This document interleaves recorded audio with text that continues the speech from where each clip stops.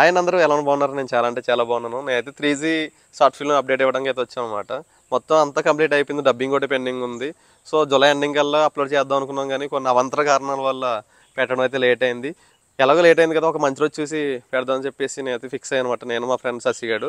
So ఇప్పుడు వచ్చే August Vinayaka Chavithi ఉండేది కదా, వినాయక చవితి రోజునే మేమైతే 3G షార్ట్ ఫిల్మ్ అయితే రిలీజ్ చేస్తున్నాం. సో ఇంతవరకు వెయిట్ చేశారు కాబట్టి కొంచెం వెయిట్ చేస్తే నాకు కూడా కొంచెం మనసంతగా ఉంటుంది అనమాట. నాకు పిచ్చిలు ఎక్కిపోతుంది అనమాట.